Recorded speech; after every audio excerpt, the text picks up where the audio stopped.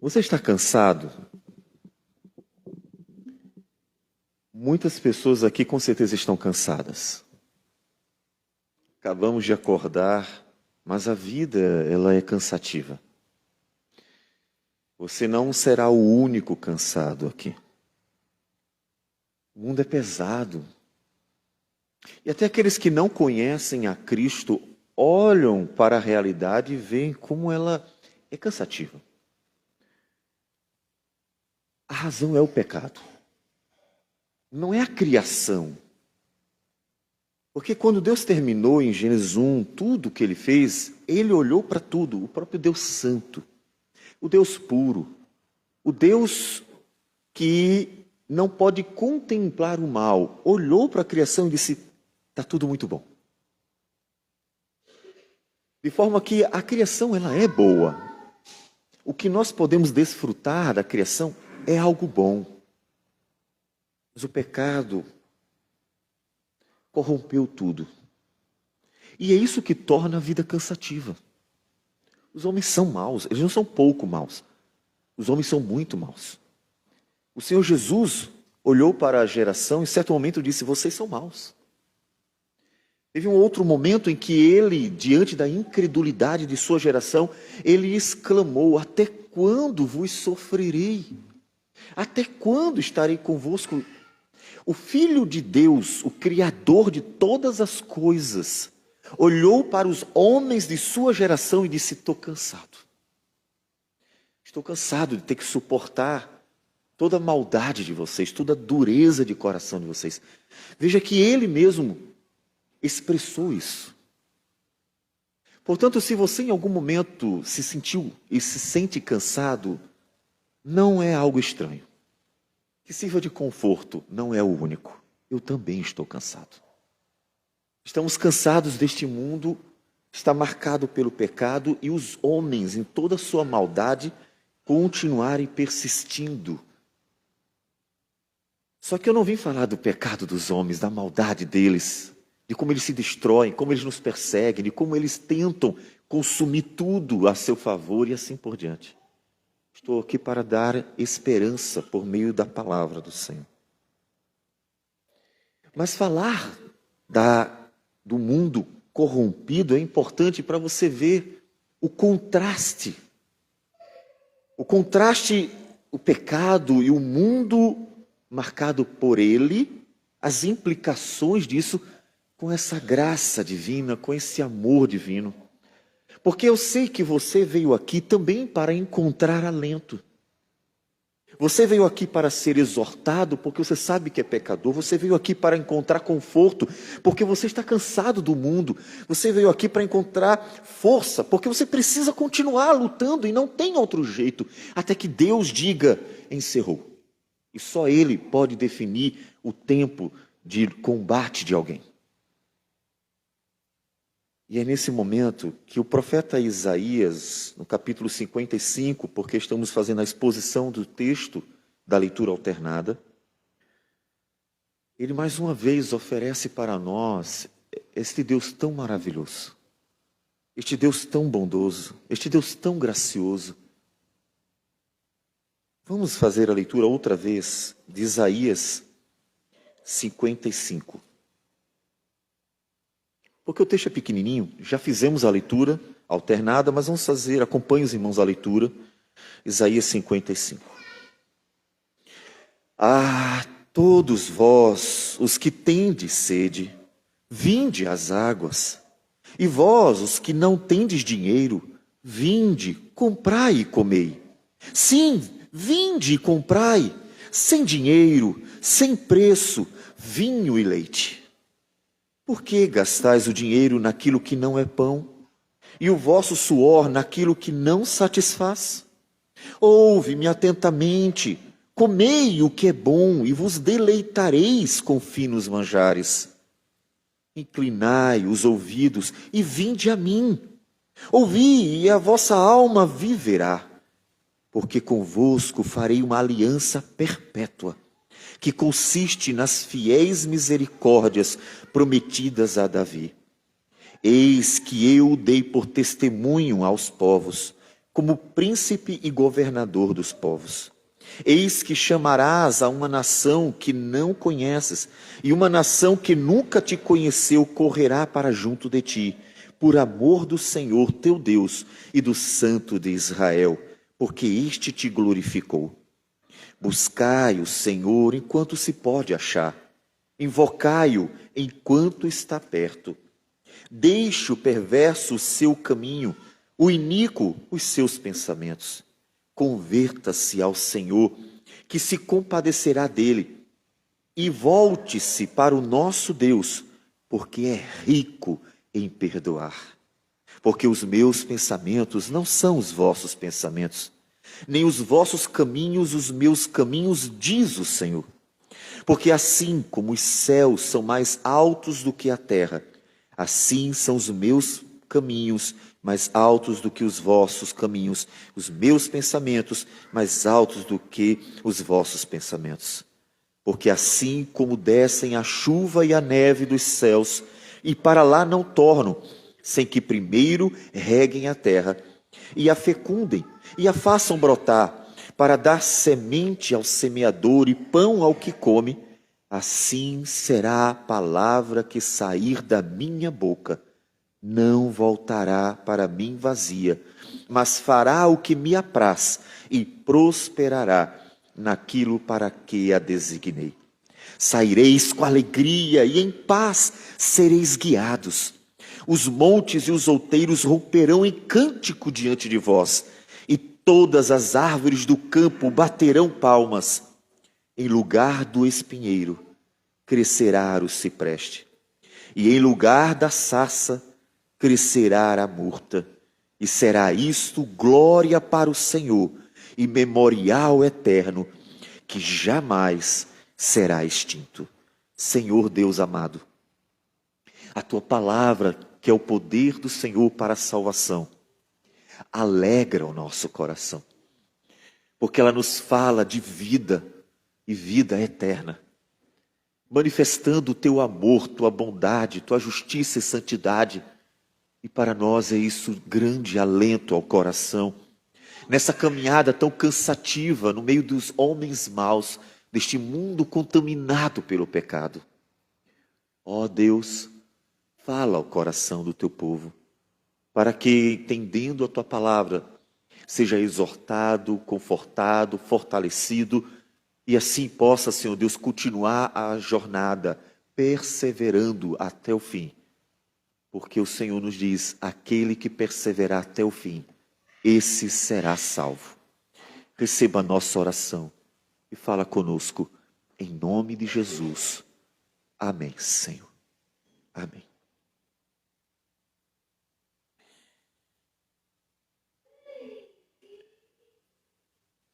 Nós vimos como capítulos anteriores, o profeta Isaías, mais especificamente a partir do capítulo 7, e principalmente do capítulo 7 até o capítulo 34, ele fala da indignação de Deus contra as nações. O capítulo 34 resume essa indignação que ele vinha falando contra cada nação, mostrando que o pecado ofende tão profundamente a Deus, que Deus olha para o mundo pecador, para o ser humano, é claro, com indignação.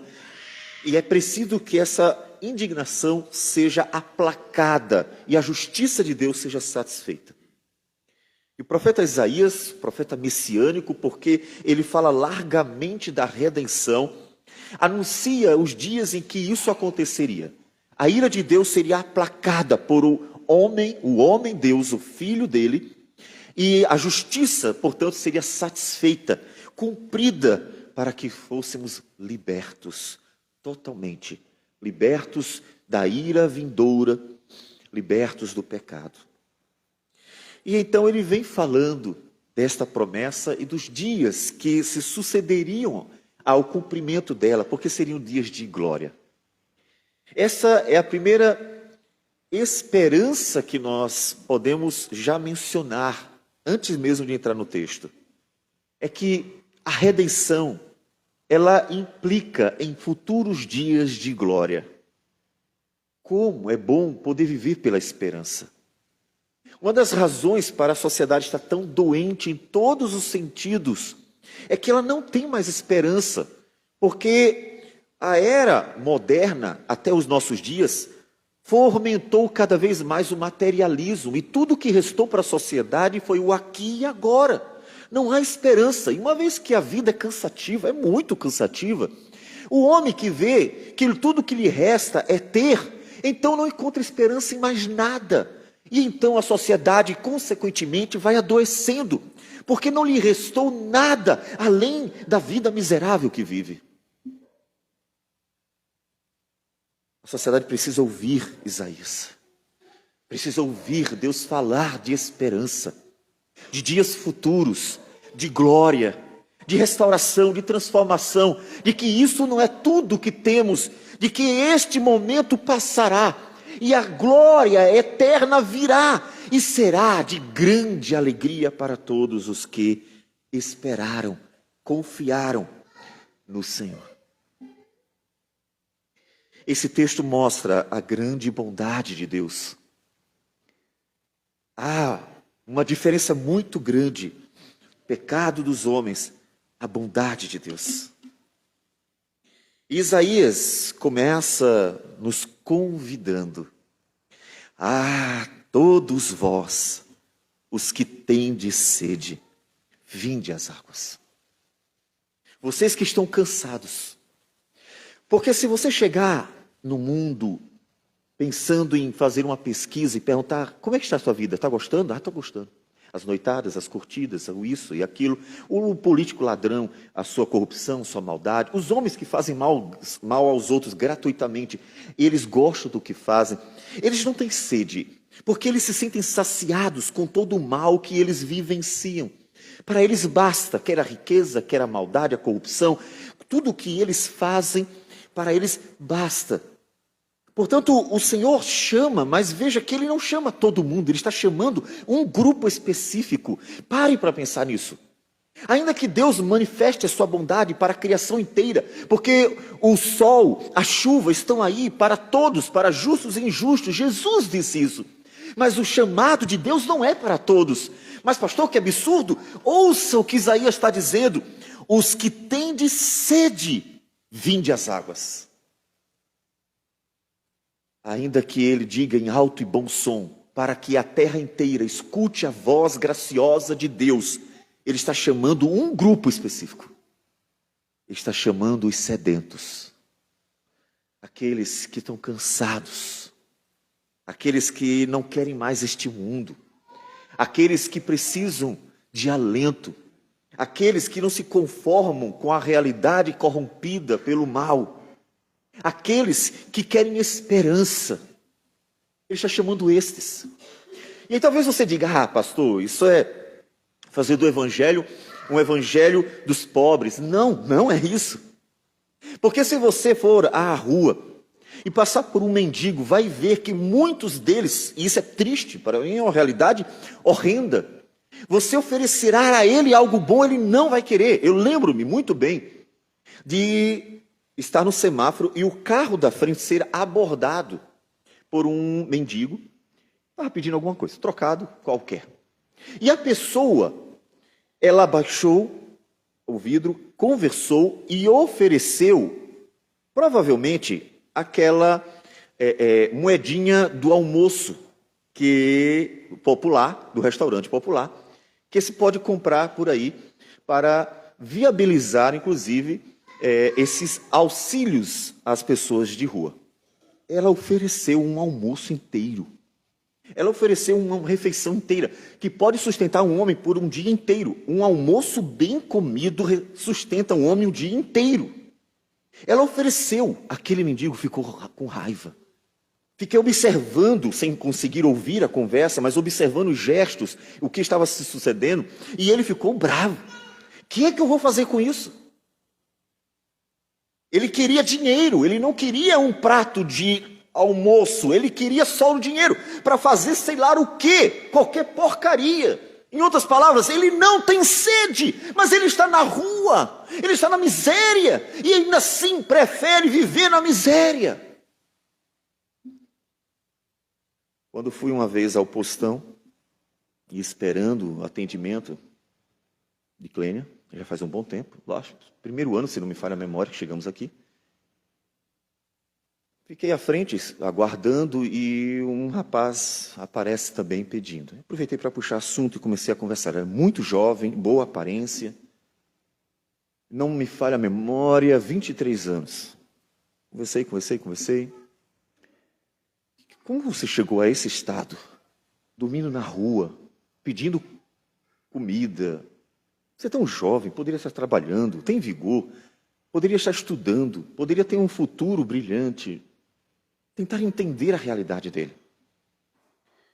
Morava na casa de uma menina, estava junto com ela, roubou no emprego que, segundo as informações dele, claro, trabalhava no mercado em Canela, roubou alguma coisa, foi demitido, deve ter feito besteira em casa também, a menina chutou ele para fora, decidiu vir para Caxias dormir na rua.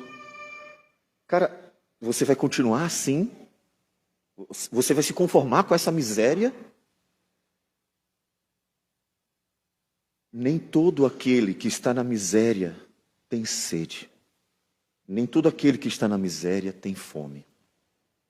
O mesmo acontece com o pecador, na miséria de sua realidade pecadora. Porque se você olhar para o homem pecador, todos estão vivendo a mesma dura realidade de um mundo corrompido pelo mal. Todos se veem como pecadores todos os dias, é impossível. O ateu, ele pode elaborar tudo o que ele quiser para rejeitar a existência de Deus, mas ele não conseguirá elaborar nada para dizer que ele não erra, porque é algo que ele consegue se deparar todos os dias. Ele acorda e ele sabe pensamentos maus, ele sabe de suas mentiras, seus enganos, ele sabe do que ele fez ao outro de mal, ele sabe que o pecado está presente. Nenhum homem pode negar essa realidade, porque ela está diante de nossos olhos. O pecado está sempre diante de mim, disse Davi. Nem por isso os pecadores têm sede. Você tem sede? Isso é fundamental. O que você veio fazer aqui? Está esperando promessa de prosperidade? Existem outros lugares que fazem isso. Não indico, mas se quiser, vá lá. Eles te levarão para o inferno cheio de dinheiro. Você veio aqui para encontrar apenas amigos. Existem muitos em pubs por aí que dividirão rodadas de cerveja. E eles te levarão para o inferno lá também. Você veio aqui buscar o quê? O chamado do Senhor é: vocês estão com sede, e eu darei a vocês água. Eu darei água viva para vocês. Vamos lembrar que Jesus, João, capítulo 7, fez uma referência ao texto. João, capítulo 7, versículo 37 a 39, ele diz o seguinte: no último dia, o grande dia da festa, levantou-se Jesus e exclamou: se alguém tem sede, venha a mim e beba. Exatamente o mesmo chamado. Quem crer em mim, como diz a Escritura, do seu interior fluirão rios de água viva. Isto ele disse com respeito ao Espírito que haviam de receber os que nele crescem, pois o Espírito até aquele momento não fora dado, porque Jesus não havia sido ainda glorificado. O convite do Senhor é para quem tem sede. Portanto, se você chegou cansado e está buscando alento no Senhor, não considere isso ruim, porque o primeiro passo necessário para uma vida abundante em Deus é exatamente estar cansado da situação. Imagine essas pessoas de rua, se estivessem realmente cansadas de estarem na rua, se realmente estivessem cansadas da miséria em que vivem, elas estariam procurando alguém que os ajudasse, que desse esperança para essas pessoas. E a primeira oportunidade que desse, a primeira mão estendida, elas agarrariam com toda a força. Não desprezariam como fazem com frequência aqueles que em alguma medida querem ajudar de verdade. Você tem sede realmente? Você quer realmente o Senhor? Você está cansado deste mundo pecador?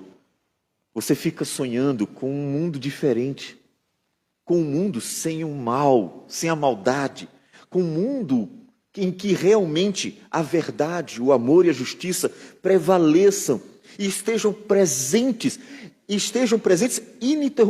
ininterruptamente. Estejam presentes para sempre.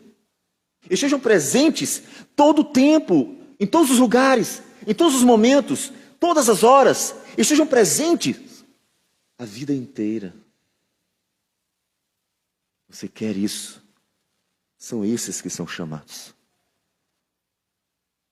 Porque ainda que a voz do Senhor ecoe forte, poderosa e graciosa para todos, são esses que virão e dirão: Senhor, estou cansado, estou sedento, me sinto caminhando num deserto, num mundo árido, em que não há uma só fonte d'água, está tudo seco. São esses que vêm ao Senhor e dizem: dá-me, Senhor, desta água. A mulher samaritana teve esse contato com Cristo e Cristo deu a ela exatamente esta mensagem também. Anunciou, ele tinha água para ela. Ela buscava todo dia no poço água, mas aquela água não saciava, porque ela tinha sede todos os dias. E Jesus disse assim: aqui está, quem pode saciar a tua sede uma única vez e para sempre, suficiente. Você tem realmente sede? Você já parou para pensar qual é a razão pela qual você está aqui? Que você quer realmente o Senhor? E então o versículo 2 precisa ser bem entendido. Ele diz assim: por que gastais o dinheiro naquilo que não é pão, e o vosso suor naquilo que não satisfaz? Ouve-me atentamente, comei o que é bom, e vos deleitareis com finos manjares. Quando a pessoa lê desavisada, ela já pensa assim: comprei um celular, devia ter comprado pão. Comprei um carro, deveria ter comprado a feira do mês. E começa a ficar, inclusive, perturbada, porque, literalmente, a ideia parece ser que Deus está dizendo: não gaste com nada além de comida. E algumas pessoas levam isso para o literal. Hoje, inclusive, na escola dominical, que se sucederá ao culto, queremos tratar sobre a poesia na Escritura. Mas não é isso que ele está dizendo. O que ele está dizendo é exatamente o que Jesus vai dizer lá na frente em Mateus 6. Vamos para lá. Mateus, capítulo 6, versículo 19 a 21, e depois o versículo 33.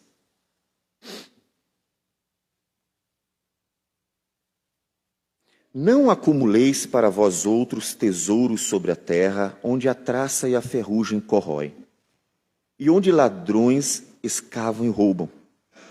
Mas ajuntai para vós outros tesouros no céu, onde traça nem ferrugem corrói, e onde ladrões não escavam nem roubam. Porque onde está o teu tesouro, aí estará o teu coração. Versículo 33. Buscai, pois, em primeiro lugar o seu reino e a sua justiça, e todas estas coisas vos serão acrescentadas. João 6, Jesus dialogando com os judeus que em multidão estavam lá, porque viram Jesus multiplicar os pães. Jesus aborda com muita franqueza. Jesus não tinha papa na língua. Ele disse: vocês estão aqui porque querem comer de novo, vocês não querem o evangelho. Vocês não estão aqui porque viram o grande sinal que eu fiz e então entenderam: eis o Messias, estamos salvos. Vocês não querem a salvação, vocês querem pão. O que Isaías está nos dizendo da parte do Senhor é exatamente isso. Por que vocês procuram aquilo que não pode dar vida para vocês? Jesus diz: não acumulem tesouros, porque eles estavam apenas preocupados com as necessidades da vida. E ele disse: onde está o teu tesouro, aí está o teu coração. Se tudo que importa para você é o que você tem, este é o teu Deus. Mas se o seu coração está na eternidade, está no Senhor, que é o primeiro grande mandamento: amarás o Senhor teu Deus de todo o teu coração, de toda a tua alma, de toda a tua força. Então, você viverá para o Senhor. Você viverá para a glória de Deus. Por que vocês vão atrás daquilo que não pode dar vida? A questão não é o que você está fazendo com o seu dinheiro. Use com sabedoria, use com sabedoria. A questão é o que você está fazendo com a sua vida. Indo atrás daquilo que não pode lhe dar eternidade, colocando sua esperança em coisas que passam. Jesus diz: o ladrão tira, a ferrugem, a traça corroem, comem. Você investindo todas as suas forças, toda a sua esperança naquilo que não pode dar a você nada além dos momentos da vida. Quando Deus tem para nós algo eterno, vinde vocês que têm sede, vinde às águas. Eu posso dar a vocês, eu posso dar eternidade, eu posso saciar vocês. Jesus prometeu a água viva. E aqueles que têm água viva não têm sede nunca mais, porque estão cheios da esperança, do amor de Deus, cheios da alegria da salvação, cheios das promessas divinas, estão cheios das bênçãos que Paulo diz em Efésios capítulo 1, versículo 3, toda sorte de bênção nas regiões celestiais em Cristo Jesus. Um convite tão gracioso para todo aquele que tem sede, para que tenha vida. Vida. Você já observou como você vive a sua vida, como você gasta a sua vida? Como você se preocupa, em que você investe? Você já percebeu que você se dedica demais para construir uma vida que vai passar? Olho para mim mesmo, 41, já 41. Como passa rápido. E creio que você dirá a mesma coisa. Como a minha vida está passando rápido. A Bíblia já tinha dito. O homem é como uma névoa. Vem, se forma, rapidamente o vento leva. É a sua vida. E uma vida tão passageira, tão ser desperdiçada, construindo algo que vai ser deixado para trás. Os faraós, os imperadores, os reis e todos os homens que construíram seus impérios passaram. E o que construíram ficou para trás. E por mais curioso ainda é que não só ficou para trás e não puderam desfrutar por mais do que aqueles poucos e míseros anos de vida, foi também destruído tudo o que eles fizeram. Boa parte daquilo que construíram hoje é só ruína. Ninguém mais desfruta. É a vida do homem. O que você está fazendo com a sua vida? Deus não está dizendo, não se regale naquilo que Deus te dá e te abençoa. Deus está dizendo assim, pare de colocar o coração sobre aquilo que passa. Jesus disse, onde está o teu tesouro, ali está o teu coração. O que você ama, aquilo que alimenta a sua esperança. Quando pessoas sem esperança perdem aquilo que tinham como único objeto para depositar seu amor, quando elas se perdem completamente. Não sei se você já observou pessoas que estavam lutando muito para ter coisas e de repente vem uma desgraça qualquer, uma desventura qualquer e tira, arruína. Perdeu a casa, perdeu o carro, perdeu os bens, perdeu tudo. Por causa, ela não tem mais sentido para a vida. Por que ela não tem? Porque onde estiver o teu tesouro, ali estará o teu coração. Agora me diga, Quem pode tirar a esperança da vida eterna do coração de um homem, de uma mulher? O Império Romano tentou. O Império Romano matou criança, adolescente, jovem, adulto, homem e mulher, grávidas e não grávidas. O Império Romano matou muitos cristãos.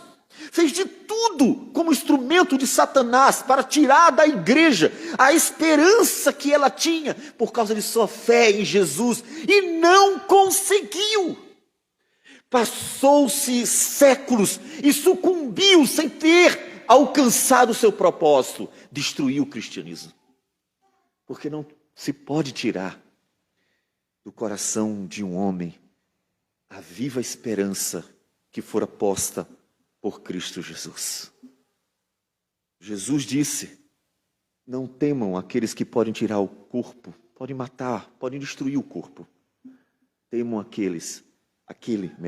temam unicamente aquele que não só pode matar o corpo, mas lançar a alma no inferno. E só Deus pode fazer isso. Só Deus. Por que gastais dinheiro naquilo que não é pão? Jesus disse: buscar em primeiro lugar o reino de Deus e a sua justiça. As demais coisas vão ser acrescentadas. Por que os teus sonhos se resumem a construir uma vida de sucesso material? Você acha mesmo que vai viver para sempre aqui? É sério isso? Olha para o seu rosto enrugado. Olhe no espelho o tempo chegando. Observe que a vida está passando e tudo que você tiver construído vai.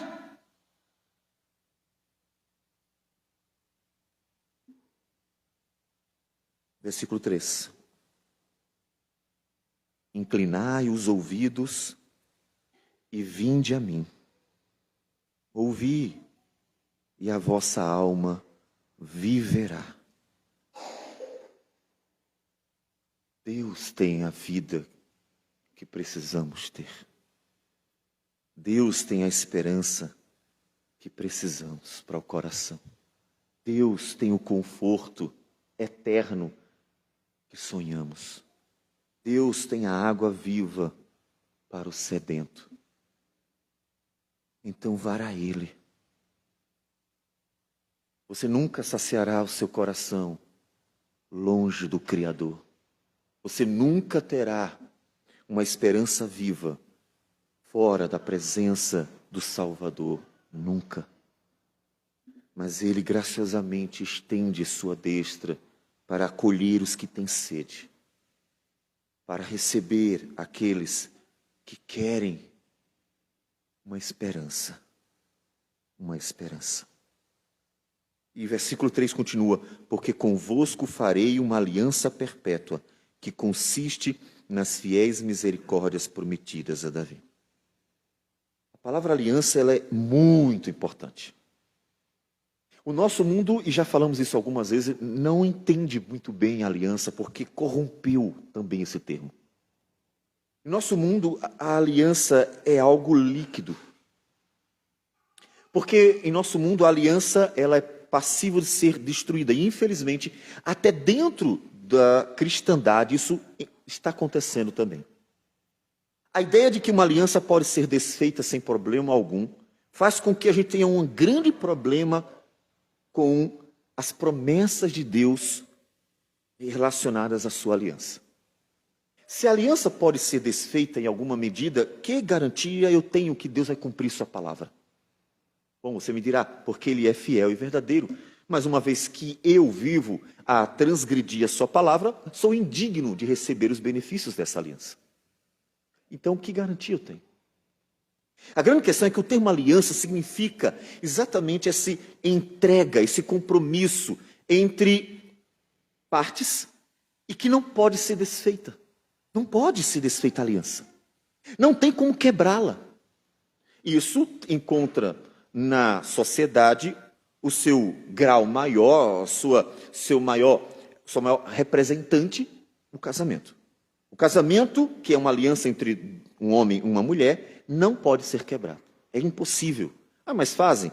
Por isso que os homens não entendem a aliança de Deus. A aliança não pode ser quebrada. Deus nos dá uma garantia. Mas como eu saberei que Deus vai me abençoar? Como eu posso saber que eu vou encontrar o cumprimento dessas promessas para a minha vida? Deus diz assim: porque eu estou fazendo uma aliança, estou me comprometendo com vocês para cumprir a minha palavra cabalmente. Deus nos dá uma aliança que conforta o coração. Você está cansado, e todos os dias você pode dizer assim: quando vai se cumprir a promessa de Deus? Quando nós veremos Cristo voltar? E então nós somos remetidos à aliança, que inclusive é dramatizada na ceia, que é o sacramento que confirma e conforta o nosso coração, dizendo que Cristo voltará. Paulo nos diz isso em 1 Coríntios capítulo 11, que quando tomamos a ceia, nós anunciamos a morte do Senhor Jesus, até que Ele venha. Portanto, a justiça, justificação e a esperança da vida eterna, a ressurreição. O Senhor faz uma aliança conosco, Ele não quebra. Nunca quebra a sua aliança, porque Ele é fiel para sempre. Atos capítulo 13. Atos capítulo 13. Versículo 34. Atos 13, 34.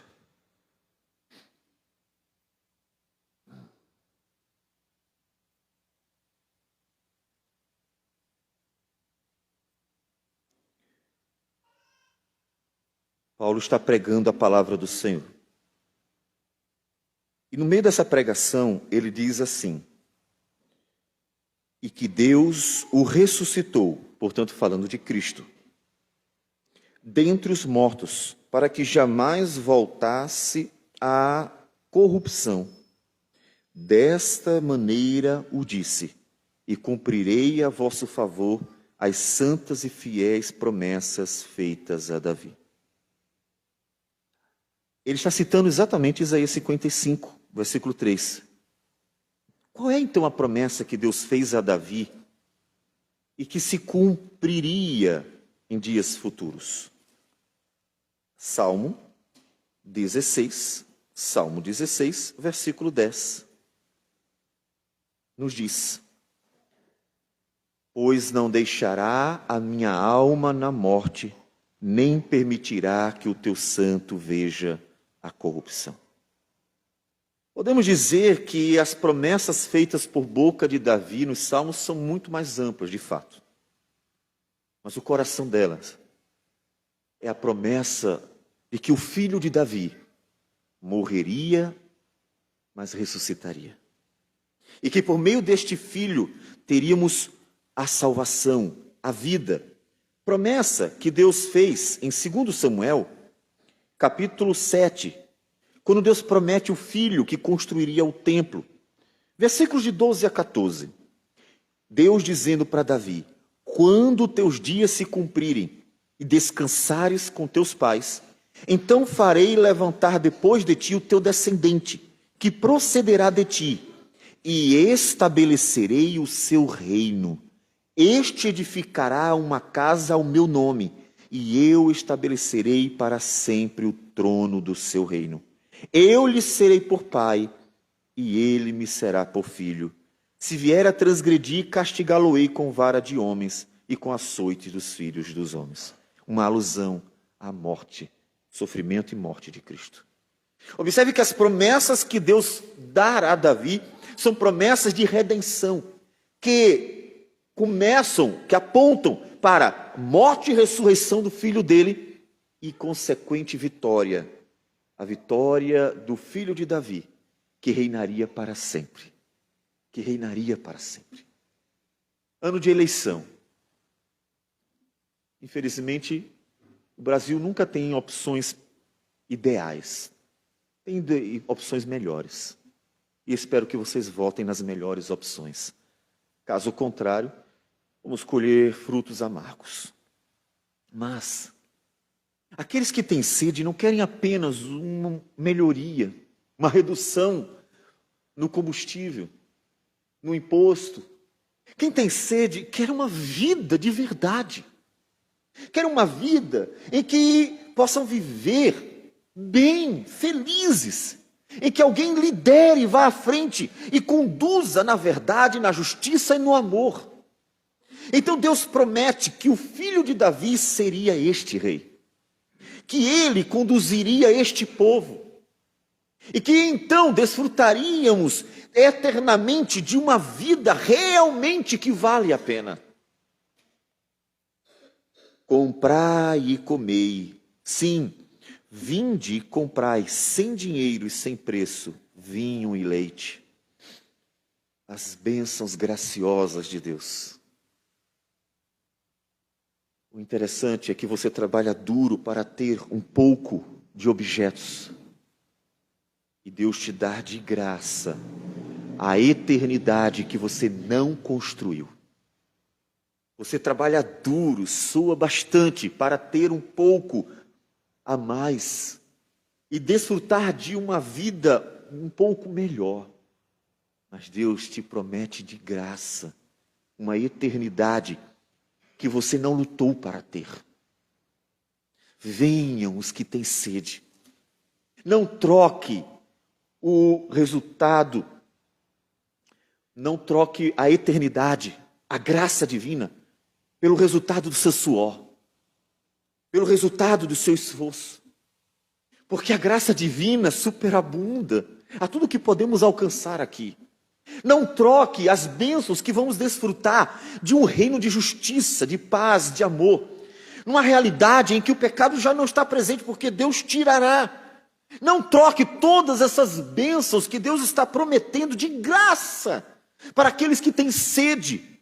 Não troque esta realidade por uma vida passageira de alguns momentos de satisfação.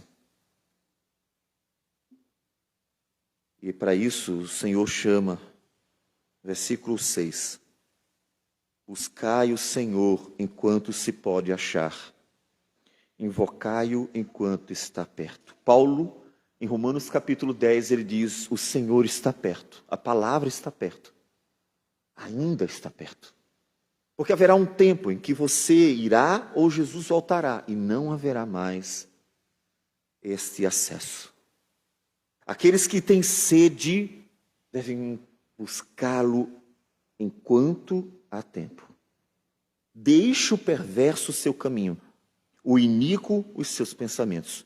Converta-se ao Senhor, que se compadecerá dele, e volte-se para o nosso Deus, porque é rico em perdoar. Observe que o chamado de Deus não é para homens santos. Algumas pessoas podem se equivocar pensando, sou indigno da graça divina, da eternidade, da salvação, ele nunca me aceitará, portanto eu não irei. Quando Deus, na verdade, está dizendo para você, miserávelzinho pecador, Ele está dizendo, venham vocês que perceberam a miséria da própria vida e que têm sede por uma nova vida, porque isso é para vocês que se destina a graça divina. Não há homem que não peque. É nisso que Deus mostra a riqueza da sua misericórdia. Os homens nos fazem mal, mesmo sem fazermos nada de errado. Deus nos promete vida eterna, vendo todos os dias os nossos erros. Consegue ver a grande diferença? Em Ezequiel, capítulo 18, versículo 23, ele diz assim, acaso tenho eu prazer na morte do perverso? Diz o Senhor Deus, não desejo eu antes que ele se converta dos seus caminhos e viva? Versículo 32, porque não tenho prazer na morte de ninguém, diz o Senhor Deus, porquanto convertei-vos e vivei. Portanto, convertei-vos e vivei. Deus é muito bom. Você veio encontrar esperança, você encontrou no Senhor. Deus tão bom, que apesar de olhar todos os dias para você e ver o mal, não mudou a sua palavra. Já pensou nisso? Os homens nos tratam mal sem razão. Deus nos dá salvação, tendo todos os motivos para nos destruir. Deus nos promete vida eterna, vendo todos os dias os seus pecados. Deus nos promete salvação em Cristo, todos os dias olhando para a maldade do seu coração. Deus mostra seu amor, porque a palavra diz que Deus mostrou seu grande amor, provou seu grande amor para conosco, em que Cristo morreu por nós, sendo nós ainda pecadores. Ele manifesta o tamanho do seu amor, contemplando a nossa vida cheia de mazelas. Você quer esperança maior que essa? Você quer uma esperança maior do que as promessas de um Deus santo, que apesar de ver quem você é, porque nenhum de nós conhece você como você é. Nós vemos a sua roupa bonita, nós vemos o seu sorriso no rosto, nós vemos suas palavras bonitas, nós podemos ver a sua aparência e um pouco do que você revela a nós, mas nós não conhecemos o seu coração. Nós não conhecemos o que há mais íntimo do seu ser, mas existe um ser que criou você, que conhece e que não se engana contigo. Que quando se deparou com os discípulos, e Pedro, muito cheio de si, disse assim: eu morreria por ti, Jesus. Jesus disse: Pedro, tu vai me negar 3 vezes. Aquele que conhece o mais profundo do coração do homem não se engana com suas mentiras. E é esse mesmo Deus que mesmo assim prometeu: vinde os que têm sede, e eu vos darei água da vida. Eu vos darei uma vida de felicidade eterna, de graça. Não há esperança maior que essa. Porque ao olharmos para a nossa condição e vermos que mesmo assim Deus nos dá tamanhas promessas, podemos chegar à conclusão necessária que a salvação de Deus é imutável. Não depende de quem eu sou, das minhas circunstâncias. Caso contrário, Ele nem diria nada de bom para mim. Que o amor de Deus é imutável. Que as promessas de Deus são imutáveis. Que, como Ele disse, a sua aliança, ela realmente é eterna. Portanto, a minha esperança é real, é verdadeira.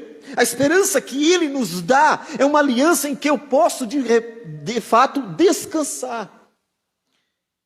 É uma aliança que realmente conforta o coração, porque ela não vai passar. Você não precisa ficar com medo todo dia. Mas hoje eu cometi um erro, Deus não gosta mais de mim. Hoje eu consegui fazer o meu melhor, ainda que se engane achando que não fez nada de errado. Mas eu consegui fazer o meu melhor, acho que Deus hoje está satisfeito comigo. Aí amanhã percebe que deslizou. Esse Deus agora tão santo e eu tão pecador, Ele vai me lançar no inferno hoje, porque hoje eu errei.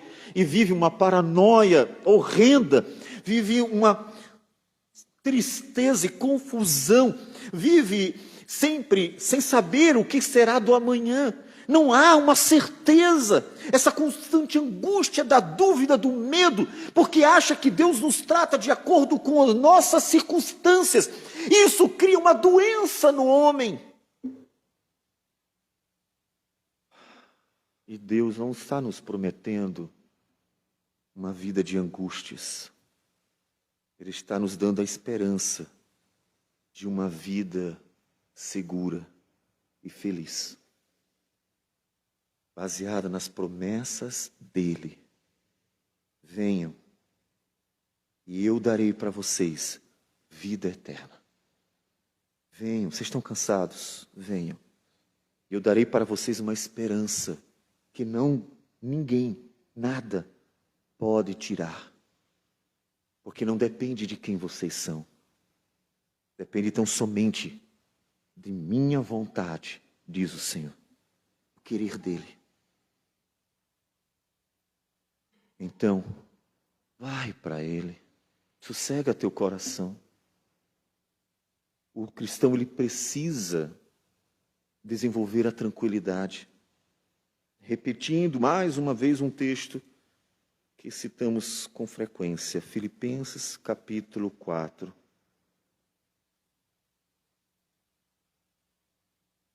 Paulo está preso, um homem que em sua história ministerial passou por 5 momentos de açoite, cada um com 39 chibatadas, dadas sem pena, sem dó, sem piedade. Esse homem marcado com muitas dores, marcas que ele diz, carrego as marcas de Cristo. Ele diz para a igreja, alegrai-vos sempre no Senhor. Outra vez digo, alegrai-vos. Versículo 6 agora. É Filipenses 4:4 e depois o 6. Não andeis ansiosos de coisa alguma. Em tudo, porém, sejam conhecidas diante de Deus as vossas petições, pela oração e súplica com ações de graça. E a paz de Deus, que excede todo o entendimento, guardará o vosso coração e a vossa mente em Cristo Jesus. Lembrem as promessas do Senhor. Lembrem o que Deus deu a vocês. Lembrem-se de tudo que Ele fez em Cristo Jesus por vocês, para que encontrem paz ao coração, para que encontrem descanso ao coração, para que não vivam perturbados, como se pudessem perder a salvação. Apenas confie no Senhor. Confie. Versículo 8 de Isaías 55, porque os meus pensamentos não são os vossos pensamentos, nem os vossos caminhos, os meus caminhos, diz o Senhor. Em outras palavras, naquele momento, olhando para a sociedade de Israel, especificamente Judá, nós podemos ver um povo em que os seus pensamentos, os seus caminhos eram maus mesmo. E eles buscavam o quê? Aquilo que Jesus disse, olha, vocês só procuram o pão de cada dia. Homens que vivem por aqui e agora, que praticam a maldade, que não têm interesse na eternidade. Ele está comparando, vocês são maus, seus caminhos são maus. O que vocês fazem é mal. Mas eu não sou assim. Os meus caminhos, os meus pensamentos são santos, são puros. Paulo, em 1 Coríntios, capítulo 2, versículo 16, ele pregando o Evangelho e tendo pregado várias vezes o Evangelho, ele diz para a igreja, porque quem conheceu a mente do Senhor, que o possa instruir? Nós, porém, temos a mente de Cristo.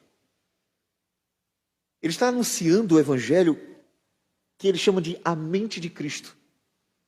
Ele está dizendo, sabe o que Deus pensa? Vou dizer para vocês, Evangelho.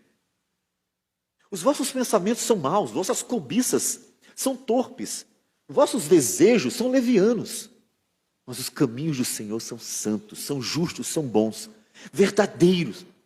Tudo em Deus é muito bom. Deus é santo em tudo. A verdade é Deus. Deus é a verdade. E Paulo diz, querem saber o que ele pensa? O Evangelho. Ele nos anuncia os pensamentos de Deus, aquilo que Deus tem para o seu povo. O Evangelho é esse pensar de Deus revelado a nós. É esse o caminho que Deus tem para aqueles que têm sede. É o caminho da salvação, da graça, da misericórdia, do amor, da restauração, do perdão. É este o caminho, é isto que Deus tem. Jesus disse, eu sou o caminho. Deus revela o seu caminho e os seus pensamentos. O Evangelho é.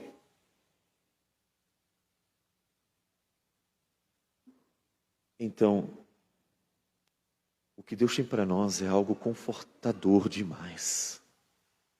Muito confortador. E Deus vai cumprir cada palavra. Versículo 10. Porque assim como descem a chuva e a neve dos céus, e para lá não tornam sem que primeiro reguem a terra, e a fecundem e façam brotar para dar semente ao semeador e pão ao que come, assim será a palavra que sair da minha boca. Não voltará para mim vazia, mas fará o que me apraz e prosperará naquilo para que a designei. Existe uma interpretação equivocada nesse versículo, associada principalmente a missões. As pessoas entendem assim: eu preguei o evangelho para aquela pessoa, ela vai se converter, porque diz a Escritura que a palavra de Deus não volta vazia. Não é isso que ele está dizendo. O que ele está dizendo não é que todas as vezes que alguém pregar a palavra, vai ter um fruto que é a conversão. Não é isso. O que ele está dizendo é: todas as promessas, tudo que eu disse que iria acontecer, ou que vai acontecer, de fato vai acontecer. Ele está fazendo uma alusão ao plano de salvação. Ele está dizendo: eu estou prometendo para vocês vida eterna. Eu estou prometendo para vocês salvação. Eu prometi enviar o Messias, que será rei, que será redentor. Eu prometi tantas coisas. E ele está dizendo: esperem, porque tudo que eu disser se cumprirá. Porque caso ele estivesse falando que todas as vezes que se prega a palavra tem que ter conversão, teríamos um problema seríssimo. Nem Jesus conseguiu isso. Na geração dele, Jesus pregou nas cidades, passou por várias delas, e algumas dessas cidades, como Cafarnaum, Jesus saiu da cidade, bateu os pés para não carregar nem o pó da cidade e deu palavras imprecatórias. Amaldiçoou Cafarnaum. Por quê? Porque estavam diante do próprio Deus, fazendo sinais e maravilhas, e rejeitaram, expulsaram. Maldita aquela cidade. Jesus não alcançou a sua geração. Jesus pregou para multidões, e essa multidão estava crucificando ele. Jesus alimentou com um pão milagroso, e esses que estavam famintos pediram a morte dele. O que Deus está dizendo não é que todas as vezes que se prega vai haver conversão. Ele está dizendo que todas as promessas dele são fiéis e verdadeiras e se cumprem cabalmente. Portanto, eu posso confiar. Eu posso descansar. Porque mesmo que pareça demorado, ele vai cumprir. De Abraão a Jesus são 2000 anos. Exatamente o período que nós estamos de Jesus até hoje. Você pode dizer assim: que demora para Jesus voltar, não é? Que demora para Jesus voltar. Agora pense como Abraão. 2000 anos antes, se Abraão tivesse vivido 2000 anos, ele poderia dizer: que demora para o meu filho ser o Messias. Que demora, 2000 anos. Sim. 2000 anos se passaram de Abraão a Jesus, e 2000 anos depois de Abraão se cumpriu a promessa. O filho da promessa, que não era Isaque, mas em Isaque, ou seja, numa descendência que parte de Abraão. Esse filho da promessa veio. Esse filho da promessa nasceu, sofreu, morreu, ressuscitou, está à direita de Deus. Esse filho da promessa cumpriu tudo que Deus havia prometido. Demorou 2000 anos, mas se cumpriu. E nós hoje, 2000 anos depois do cumprimento da promessa, da vinda do filho de Abraão, aguardamos a volta dele. E da mesma forma como Deus cumpriu 2000 anos depois, cumprirá também e voltará. É isso que Deus está dizendo para você: não tenha medo. O seu vizinho é um mentiroso, você já foi enganado por várias pessoas, as pessoas prometem e não cumprem, faz tratados e o cara fura, tenta negociar e o cara te engana. O mundo é mau por causa do pecado. O pecado corrompeu tudo. Mas eu quero te dizer que Deus é eternamente santo, justo, fiel e bom. E Ele nunca falhará. Todas as promessas dele se cumprirão cabalmente. E você verá, quando Ele voltar, quando Ele restaurar a criação, quando Ele trouxer vida abundante, tirando o pecado do mundo, você verá se cumprir o restante das promessas que ainda aguardamos se cumprirem. É isso que Deus está dizendo. Pregue o Evangelho, fale de Cristo, sabendo que aqueles que têm sede virão. Aqueles que têm sede são convidados, mas aqueles que preferem viver na miséria, mesmo que não tenham nada em que esperar, continuarão vivendo as suas vidinhas até que Cristo volte e então lamentem eternamente terem desprezado o próprio Deus durante aquela vida tão passageira deles. Porque a promessa do Senhor, e encerramos, versículo 12 a 13. As promessas do Senhor são: saireis com alegria, e em paz sereis guiados. Os montes e os outeiros romperão com cânticos diante de vós, e todas as árvores do campo baterão palma. Em lugar do espinheiro crescerá o cipreste, em lugar da sarça crescerá a murta, e será isto glória para o Senhor, e memorial eterno, que jamais será extinto. Você está cansado? O mundo é cansativo? Estou também. Mas a nossa esperança é real, é viva e é verdadeira. As promessas de Deus não falham. Ele não muda. Ele não é medido por circunstâncias. E as promessas de Deus são essas: saireis com alegria e em paz sereis guiados. Você quer isso? Está com sede? Então não desista. Porque o Senhor Jesus disse que aquele que perseverar até o fim, aquele que apesar de todos os empecilhos, apesar de todas as tribulações, de todas as angústias, toda a maldade, de tudo que possa sofrer nesta vida, apesar de todos os males que sobrevierem, como aconteceram com os apóstolos, com os mártires, e entre outros, não desistem. São esses que herdarão essas promessas, porque julgaram ser muito mais valioso, julgaram ser muito melhor, julgaram que valia a pena sofrer neste mundo e continuar olhando para a eternidade. São esses que herdarão a vida eterna. São esses que receberão Cristo Jesus com alegria. Então não desista. O Senhor Jesus está voltando.